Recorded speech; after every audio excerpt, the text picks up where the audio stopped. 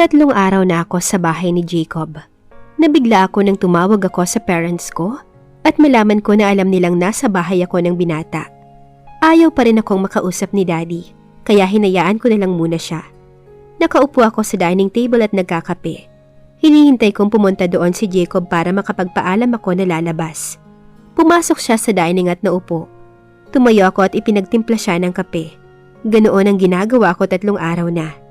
Inilagay ko ang kape sa harapan niya. Saka na ako umupo sa upuan ko. "Jacob, can I borrow your other car?" Tumingin siya sa akin. "Saan ka pupunta?"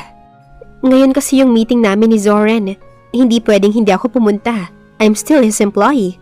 Paliwanag ko. "Anong oras ba ang meeting nyo?" 10 a.m. Sagot ko. "Anong oras ang uwi mo?" Tanong ulit niya. Napakunot na ako ng pati ba naman oras ng pag-uwi ko ay pinapakialaman niya? Wika ko sa aking sarili. "May curfew hours ba dito sa bahay mo?" Pabiro kong tanong. Salubong ang kilay niyang tumingin sa akin. "I'm just asking kung anong oras ka uuwi." Sabi niya. "It depends on the meeting." Sabi ko. "Manang Gloria!" Tawag ni Jacob sa katulong. "Doc!" Tanong nito. "Pakibigay kay Catherine yung susi ng isang kotse ko." Aniya. "Sige po, Doc." Umalis sandali ang katulong. Makalipas ang ilang minuto ay bumalik na ito at inabot sa akin ang susi. "Umuwi ka ng maaga," sabi ng binata. "Okay," sabi ko. Tumayo na ako at niyakap si Jacob. "Thanks, best friend," sabi ko. Hinalikan ko siya sa pisngi saka na ako mabilis na umalis. Baka magbago pa ang isip niya. Mabilis na natapos ang meeting namin sa kumpanya ni Zoran. Niyaya niya muna ako sa kumpanya kung saan ginagawa ang mga produkto. "This is the new collection I told you, Catherine," sabi ni Xander. Ipinakita niya sa akin ang isang kulay gintong stilettos. May mga nakalagay na makikinang na bato sa lahat ng strap nito. "Ang ganda, Zoran!" Humahanga kong saad. "That's the new design of my wife. 2 colors lang ang available niyan, gold and white. She called these collections Catherine." Aniya. "What?" Takang tanong ko. "Ikaw ang inspiration niya nang gawin niyang design na yan. Sabi pa niya, beautiful inside and out." Sabi niya. Over naman niyang si Isabel. But anyway, pakisabi sa kanya, thank you. Ilang sandali pa kaming nag-usap about sa negosyo nang magpaalam na ako kay Zoran. Hinatid niya ako hanggang sa tabi ng kotse. Pagkasakay ko sa kotse, pinaandar ko na ito at umalis. Sa kasamaang palad ay nakulong ako sa traffic na sinabayan pa ng malakas na ulan. Kainis! Bulalas ko. May 2 oras na yata akong nakulong sa traffic. Nag-ring ang phone ko. Si Jacob ang tumatawag. "Hello, Jacob? Where are you?" Tanong niya. "I'm stuck. Hello? Hello?" Tinignan ko ang phone ko. Lowbat na. Ano ba yan? Inis akong naghanap ng charger sa kotse ni Jacob, pero wala akong makita. Inis na inis akong diniina ng busina ng kotse. This is what I hated the most. Stuck in the traffic while raining. May aksidente pala kaya traffic. Ilang oras pa bago nila natanggal ang bumalandrang truck sa daan. 10:00 na ng gabi nang nakarating ako sa bahay ni Jacob. Wala pa ring tigil ang buhos ng malakas na ulan. Pagkapasok ko sa main door, mukha ni Jacob agad ang sumalubong sa akin. "Where have you been?" Tanong niya. "Na-traffic ako." "Na-traffic o kasama mo ang Zoran na yon?" Tanong niya. My God, Jacob! Hindi ka ba nanood ng balita? May naaksidenteng truck at bumalandra sa daan, kaya siyang naging cause ng traffic. Inis kong sabi. "Bakit naka-off ang phone mo?" Tanong ulit niya. "Na-lowbat, walang charger sa sasakyan mo." Sagot ko. Naglakad na ako paakyat sa hagdan. "Kumain ka na?" Biglang tanong ni Jacob sa mababang tono. "Hindi pa, pero nawala na ako ng gana. Dahil mas nauna pa po yung sermon mo, kuya, bago tanungin kung kumain na ba ako." Nangiinis kong sabi. Nakita kong palihim na natawa pa ang mga katulong na naroon. "Don't call me kuya," sabi niya. Itinaas ko na lang ang kamay ko bilang pagsuko sa pagsermon ng binata. Saka na ako diretsyong umakyat sa kwarto ko. Nagbabad ako ng halos kalahating oras sa bathtub bago nagpasyang umahon. Roba lang ang ibinalot ko sa katawan ko bago ako lumabas ng banyo. "Ano ba yan?" Napalundag ako sa gulat nang makita ko si Jacob sa loob ng kwarto ko. "Hindi ka ba marunong kumatok, ha? Basta ka nalang pumapasok dito." Inis kong sabi. Kanina pa ako rito at bahay ko to, kaya pwede akong pumasok dito sa kwarto mo kung kailan ko gusto. Seryoso na saan ni Jacob. I want to change. Please lumabas ka muna, Jacob. Nag-ring ang phone ko. Pangalan ni Xander ang nasa screen. Nagkatingin na naman kami ni Jacob. Pinulot ko ang nakacharge kong cellphone at sinagot ko ang tawag. Xander? Sagot ko. Catherine, where are you? Wala ka sa kondo mo. Wala ka rin sa bahay niyo. Tanong niya. I will send you message later. Sabi ko. Naramdaman kong sa likuran ko si Jacob. Hindi ko na lang siya pinansin. Ethan asked if you and his dad already talked. Ani Xander sa linya. Naramdaman kong hinawi ni Jacob ang buhok ko bago niya dinampian ang halikang balikat ko. Oh, what did you told him? Pautal ko ang tanong kay Xander dahil hindi ako makapagsalita ng maayos. I told him yes, and in 2 weeks' time, you will bring his dad in New York. Sabi ni Xander sa kabilang linya. Bumaba ang mga labi ni Jacob sa liig ko. Naramdaman kong kinalas niya ang tali ng roba ko. Napakagat labi naman ako sa ginawa niya. Catherine, are you still there? Narinig kong tanong ni Xander. Yes, I will just call him later. Sabi ko. Unti-unting ibinababa ni Jacob ang roba sa balikat ko. Kinuha niya ang phone ko sa kamay at nakita kong ini-off niya ito. Tapos ipinatong sa side table. You told me you will give anything I need, right? Bulong niya sa tenga ko. Tumango naman ako sa kanya. Well, give yourself to me tonight. Aniya. Iniharap niya ako sa kanya. At tuluyan na niyang tinanggal ang suot kong roba at bigla niya akong hinalikan sa labi. Wala namang pag-aalinlangan na tinugon ko ang halik ng binata. Kusa nang gumalaw ang mga katawan namin na halatang na-miss ang isa't isa. Malayang dinama at pinakaramdaman ang pagmamahal namin sa isa't isa. At kapwa kami hingal na hingal nang marating ang kaluwalhatian. Ilang sandali pa'y naramdaman kong hinahaplos ni Jacob ang buhok ko at hinahalikan ako sa noo. Tiningala ko siya. You will never do this to another man. Only me, Catherine. Do you understand?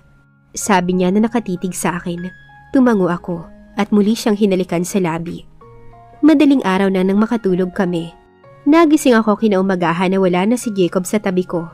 Marahan akong bumangon. Ibinalot ko ang katawan ko sa kumot at bumangon ako. Nagtungo ako sa banyo at naligo.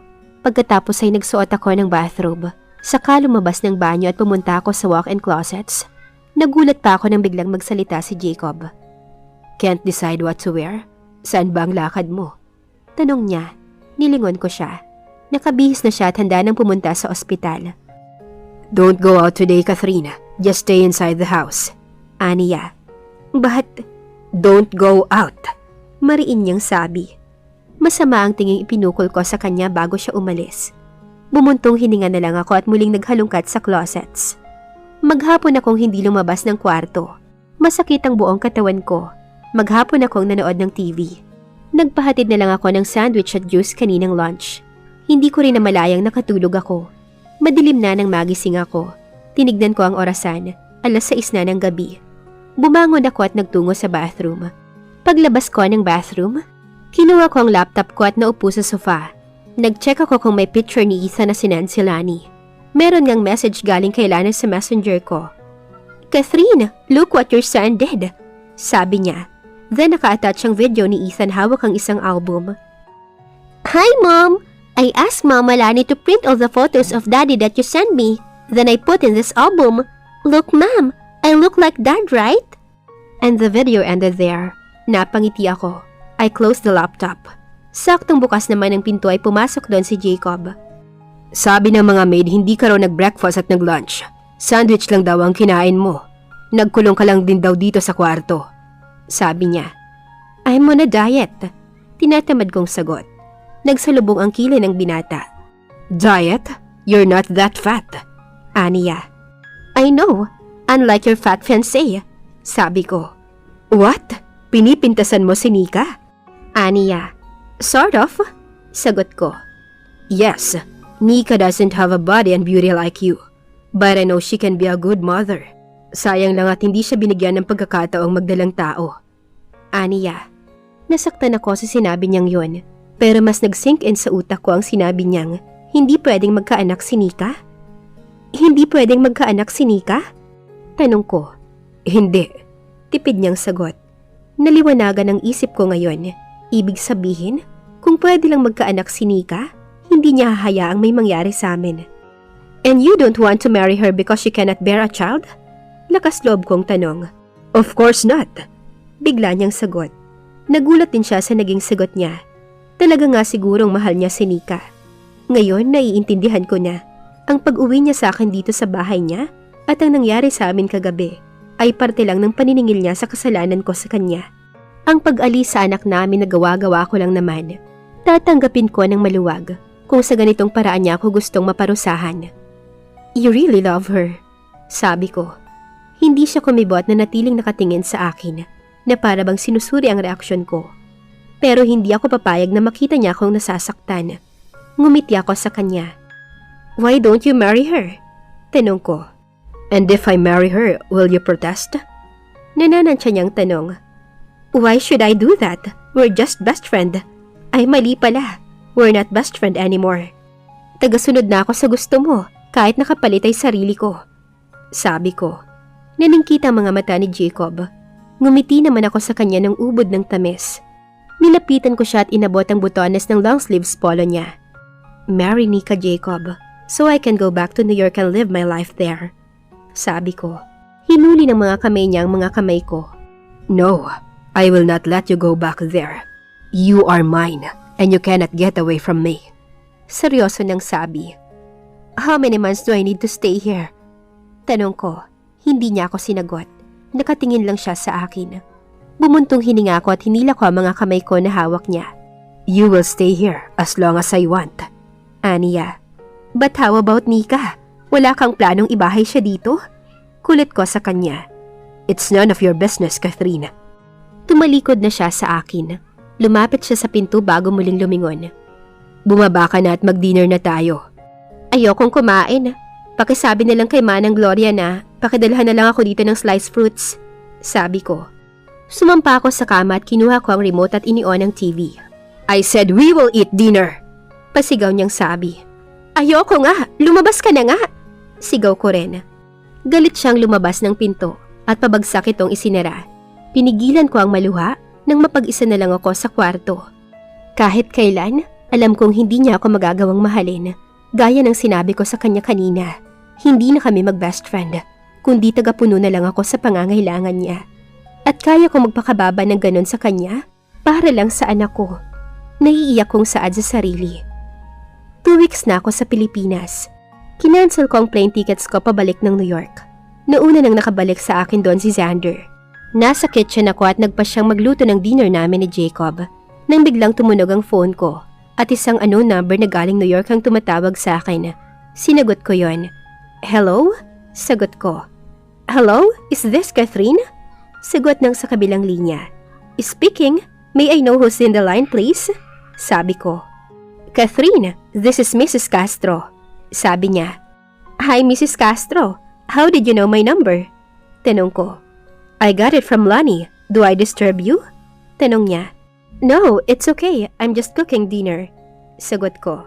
I see. I just called because our medical team will have a medical mission there and Dr. Cruz need one volunteer to be his assistant. I suggest you to him. Aniya. No problem, Mrs. Castro.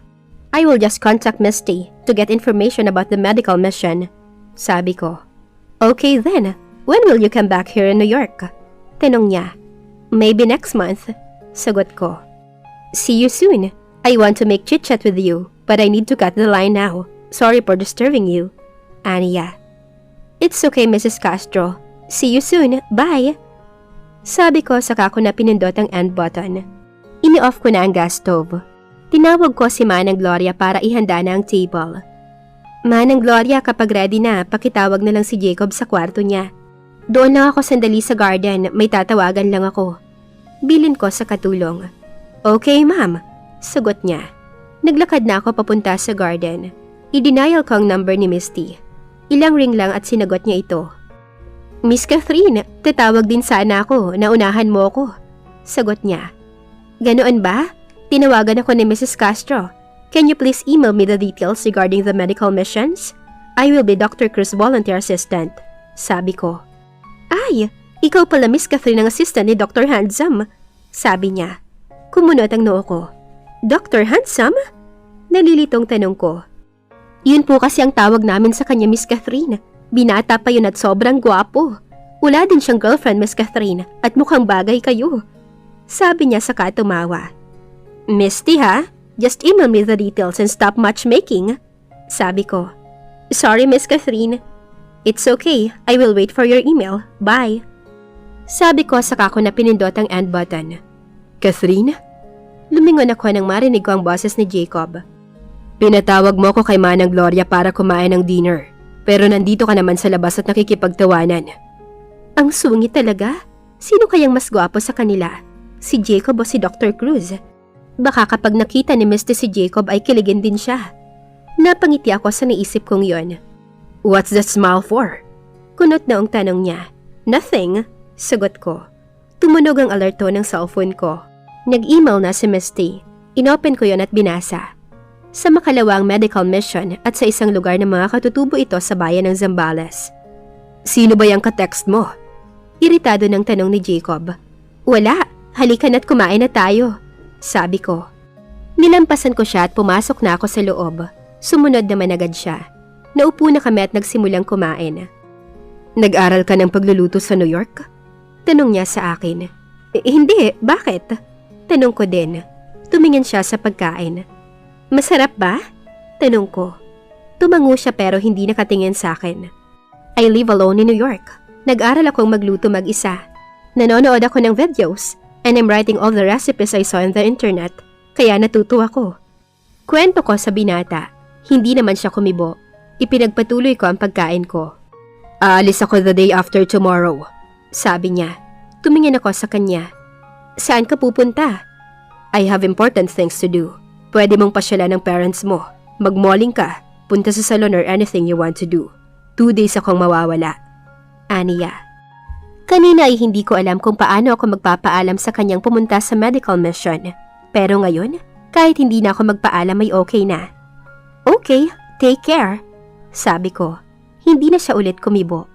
Pagkatapos kumain ay umakyat na ako sa kwarto ko. Inayos ko ang mga gamit na dadalhin ko sa medical mission.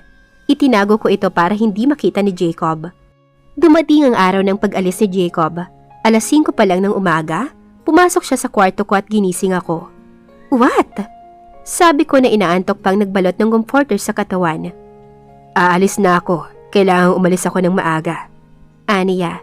Okay, take care. Sabi ko na nakapikit pa rin. Naramdaman kong hinalikan niya ako sa noo. Bye. Narinig kong sabi ng binata. Narinig ko rin ang yabag niya palabas ng kwarto at pagsara niya ng pinto. Alas 4 naman kami umalis ng Maynila ng buong medical team na kasama ko. Alas 8 ng gabi kami nakarating sa Zambales. Ano kaya ang reaksyon ni Jacob pag nalaman niya na umalis si Catherine sa mansyon? At dito na po nagtatapos ang kabanata ng ating kwento. Please like, share, subscribe for more updates. Maraming salamat po.